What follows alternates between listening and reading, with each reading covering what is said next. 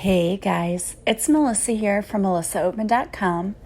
Welcome to Awaken Your Inner Awesomeness, a daily podcast devoted to spirituality and self-help. If you're new, I want to welcome you. If you're returning, welcome back. So I wanted to talk to you today about self. Self is a word that can come in front of many words. We have self-love, self-reliant, self-sufficient. There are so many words that self comes in front of. Self-esteem. It can go on and on. And then when I was thinking about that word, self, what I really thought of was, what does that mean? Who are you really? And when I thought about that, I wondered how many people could even really answer that question. One of the things that I'm going to do with my students on the first week of school, I always do get to know you activities because I truly believe in building relationships with them. And I want to know who they think they are. In their opinion, who are they? And it's always interesting when you ask students to do that because you will get answers that are so diverse. You get things from students who will write very succinctly about themselves and not brag on themselves too much, if that, you know what I mean. They'll just say, well, I'm capable, I'm smart, but they don't really go too much farther into that. They don't get very creative. And then you get the students who are very creative and they will put adjectives down that are it's amazing that they thought of them. And I think that's the difference between knowing who you truly are and not knowing who you truly are. And if you ever really want to know if you know yourself, then I would challenge you to sit down and try writing a profile for one of those dating websites. Because that, my friend, is where you will truly see how do you make yourself sound interesting and appealing and talk about what you're really into, and you have 500 words. I don't even know that you have that many words, but so you're sitting there trying to really capture the essence of who you are. And I remember the first time I had to do that, sitting down, I was like, I don't know what to say about myself. And in fact, my teenage daughter was the one who's like, oh, here, Mom, this is what you have to write. And, she wrote the stereotypical, dating profile. But the thing is, you're trying to attract the right person, not just a person. So to me, it's you really need to capture what it is that you're looking for in other people. What do you want someone else to notice about you that's going to attract the right kind of person? So to sit down and write that was so difficult for me. It was super challenging because it's well, what do you do in your free time? And I wanted to answer what free time? I don't even have any free time. I don't know what you're talking about. But it's that age-old question, If you could be doing anything in the world that you want to do and money is no object, where would you be and what would you be doing? That kind of question. And to me, that's easy to answer, right? I want to travel. I want to visit places that are tropical, that have beaches or have interesting landscape. I just want to travel. I want to learn new languages and I want to be able to use those languages. That's what I would want to do. But what does that really say about you as a person? And to me, that was a hard thing to answer. Is what do I believe in? What do I feel about different topics? I don't know.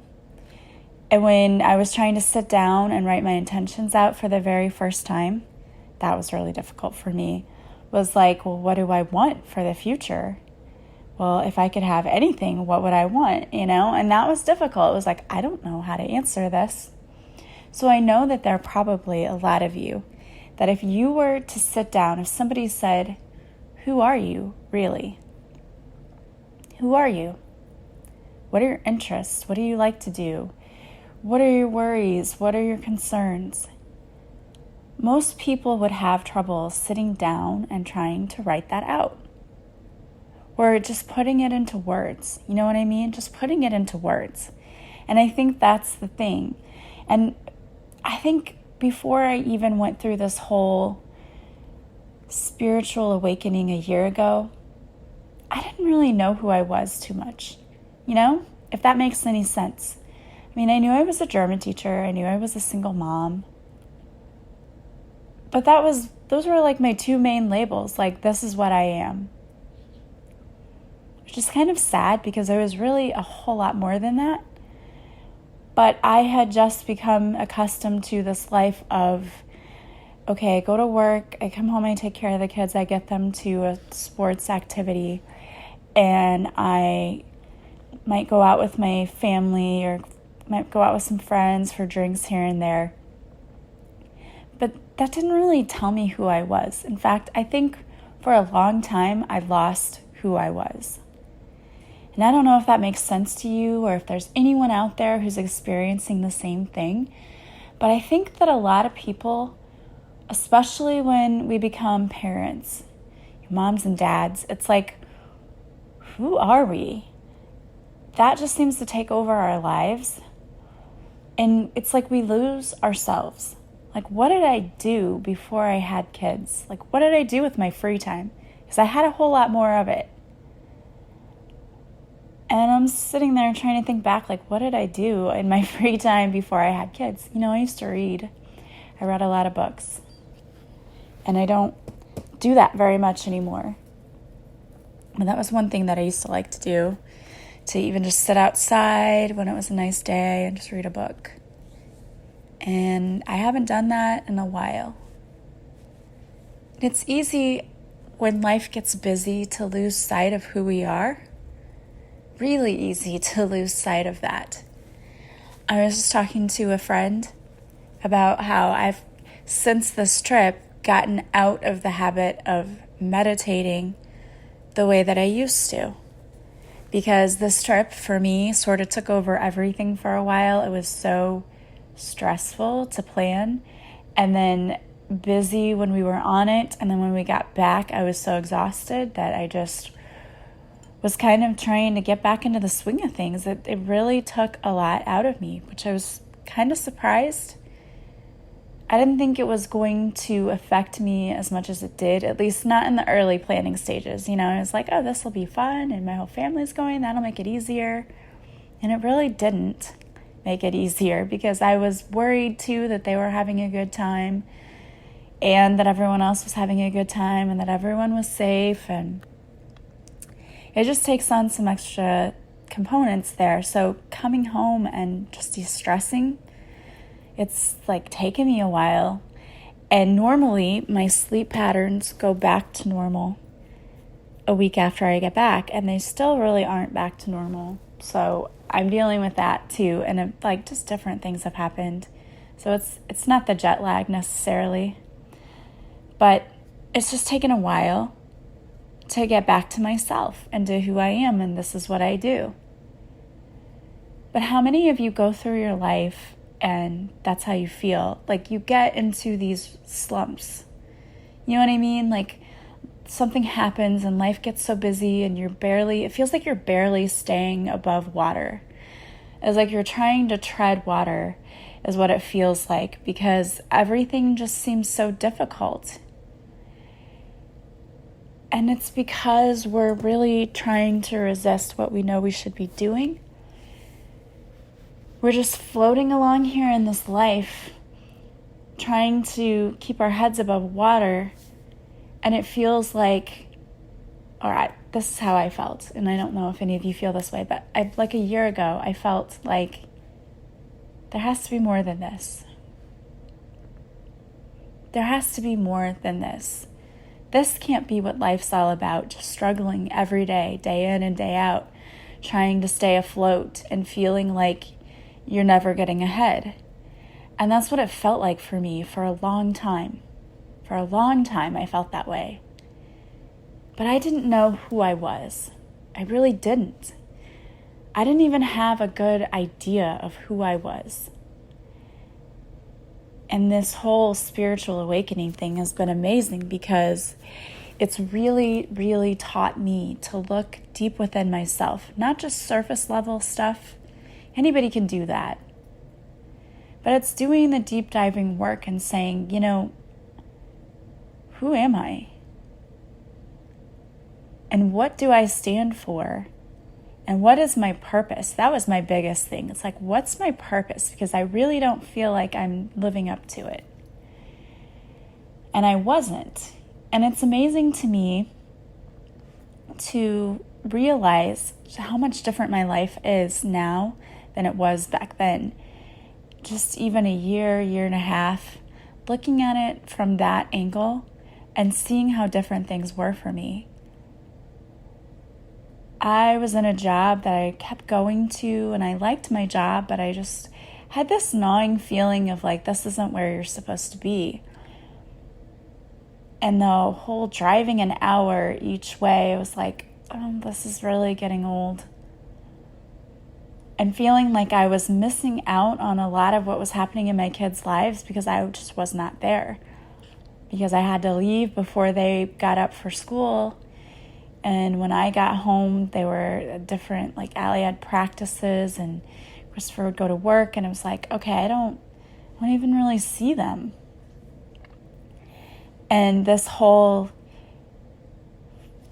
changing where I worked and changing what I did was a big part of the waking myself up, of this is not what life is. There is more to life than this. My kids deserve to have somebody who was happy at home. And for a while, they didn't. They had someone who was constantly stressed out and overburdened. And now it's like I'm finally finding this balance between my business and school and them. Because for a while, they really felt like they were on the back burner, and I never meant to make them feel that way, but this was the whole process of who am I? Who am I? Because everything in my whole life was always off balance. When the kids were little, it was like they came first. I was always putting my time taking them to where they needed to be, and that was more of what I spent my time doing, so I neglected myself. And then it was like job, and then kids, and then myself. And it's learning how to strike a healthy balance and to feel like you're being fulfilled by whatever you do, whether it's your kids or your job or what you do in your free time. It's like you have to feel like everything is feeding your soul, if that makes sense. There's so many times that we do things in life that we don't want to do. I know that that's been the case for me, where I've had jobs or I have different volunteer things where it's like, I really don't want to do this. And you have to take a stand and say, what is it that I want? You have to do that deep diving inner work and say, who am I? Is this going to support the kind of life that I want to live? And so many times we do things that does not support the life we want to live. Whether it's staying in a job that we hate, that isn't filling us up. Whether it's staying in a relationship that isn't filling us up. Whether it's neglecting our own personal care because we're so busy filling everyone else's cups that ours is empty. Whether it's not knowing what would make you happy. You know how many people there are who walk around on this earth living lives that don't make them happy, but they don't even know what would make them happy. And it's like they're too afraid to actually look at themselves and say to themselves, what would make me happy? And the reason people are afraid to do that is because they know in their hearts that in order to be happy, there would have to be a major shakeup in their life. And people don't want to do that because it's hard work. At least that's what people think. It's going to be too hard. It's going to be messy. I'm going to hurt people. And that's true. It's true. If you make a major change in your life, sometimes it's messy. Sometimes people have to fall away and they get hurt. Sometimes it's challenging because you have to totally change what you were doing and you have to put effort into that. But I absolutely believe with 100% of my heart that it is worth it. It's worth it to wake up and realize what's going to make you happy and to actually take the steps to do that. And the thing that I really, really want to emphasize with you is you don't have to do everything all at once. I personally did. I jumped in with both feet, and that's just kind of what I tend to do in my life. That's just who I am. Because I know if I do things one step at a time, I'm going to put something on the back burner and I'm not going to do it. Or, I know what a procrastinator I can be sometimes. So I'm not going to give myself the opportunity to procrastinate. But you don't have to jump in with both feet. It can be a little step. I've had people who come to me for coaching, and we just the first thing we work on is what would make you happy? What kind of life do you want to live? Where do you see yourself? And that's a tough one because some people come to me not even knowing what that would be, not even knowing what that looks like. And you have to know what's going to make you happy. And then we work on, okay, what can I do to start being happy? What can I do? And it's, okay, I want to change my career. All right, then here's what you want to do. Start doing some research about that career. Start looking into college courses. You don't have to take a full class load. You could start little by little. Maybe take a class and see, did I enjoy this? Is this something I would like? You could do a job shadow with someone who already does that for a living and talk to them and ask them, what do you like about it? What do you love about it? What do you hate about it? It's not a you have to totally rip the Band-Aid off all the way. You don't have to. But you have to at least move your feet. You have to at least have that idea of what would make your heart light up. What would set your soul on fire? What would make you happy? Because there's too many people on this earth walking around with blinders on who aren't happy. They're just living a life that's merely like eking out an existence, They're just getting by. And I know that that is not what the universe wants for us.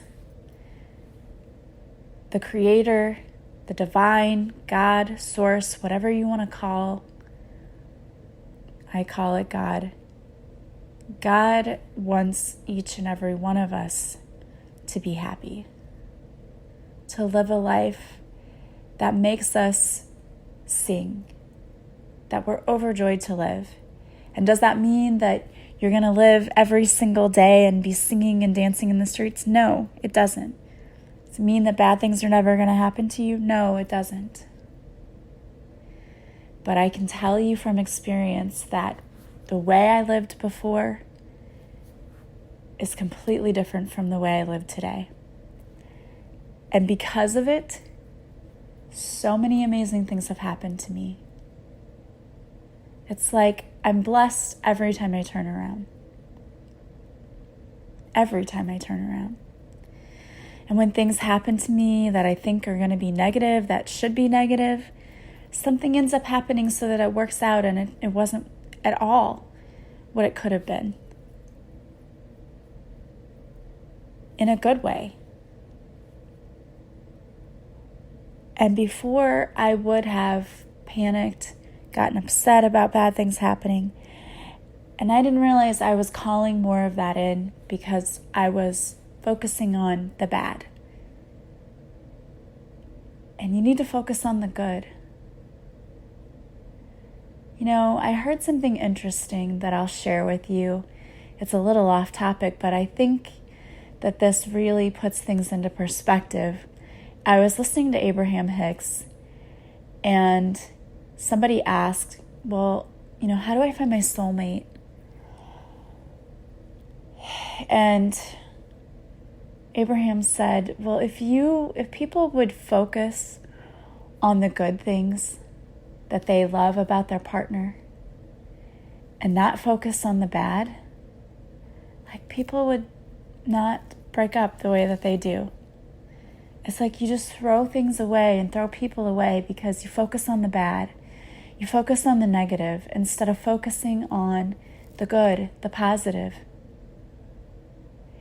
And it's true.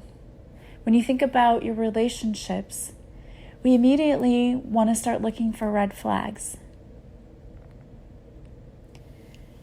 And I'm not saying that stay with somebody who's really is putting up red flags, because there are people out there who are abusive and toxic, and you should not stay with somebody like that. But in a normal relationship where none of that is present, you start looking for someone's flaws instead of looking for the good in that person. And it's like when we start noticing the flaws and we start looking for them, it's like we're asking to see more of them, because that's what we're focusing on. So more of those things show up for us. But when we ask to see the good and we focus on the good, it's like we're actually bringing about more good in that person. And it makes sense if you think about it, because when you're around somebody and they think that you're just an amazing person, don't you want to live up to that? Don't you want to be amazing? It's like you want to be better. But when you're around someone who just puts you down and makes you feel bad, you don't really care anymore, right? You're like, I don't care what they think of me, and I don't even want to try to live up to this expectation because I'll never make that anyway. They don't think that highly of me anyway. So it makes sense what Abraham was saying. And I think that, this really has a lot to do with who we are as people. Are we focusing on our good qualities, our good traits, the things we love about ourselves? Or are we focusing on the negative? Because when we focus on the negative, we're going to notice more of our own flaws. We're going to constantly disappoint ourselves. But when we focus on the positive, the good things that we do, we want to be better. We are calling in more of those good things about ourselves, because that's what we're choosing to see.